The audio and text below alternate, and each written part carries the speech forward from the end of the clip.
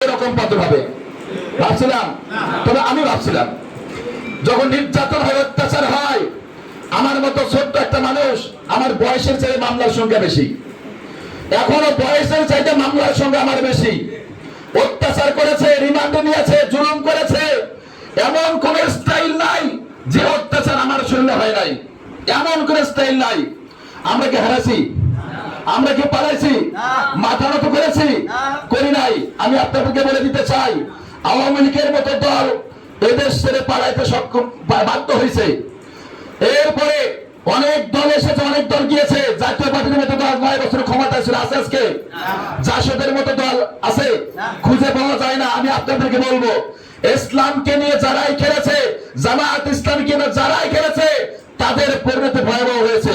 এই আওয়ামী লীগ 1 আগস্ট জামাতকে নিষিদ্ধ করেছে, মাত্র 7 দিনের ব্যবধানে গোষ্ঠী শুদ্ধ বিদায়। কি বলেন? এখন আগামীতে যদি কেউ জামাতকে নিয়ে খেলতে চায়, তাদের অবস্থা এমনই হবে। জামাত ইসলাম এই দেশে আজ ছিল, এই দেশে থাকবে, কিয়ামত পর্যন্ত আন্দোলন করবে ইনশাআল্লাহ।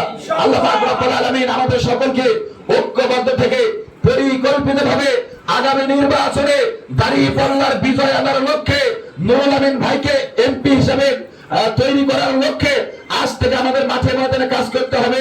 আল্লাহ পাক রব্বুল আলামিন আমাদের সকলকে দ্বীনের পথে, ইসলাম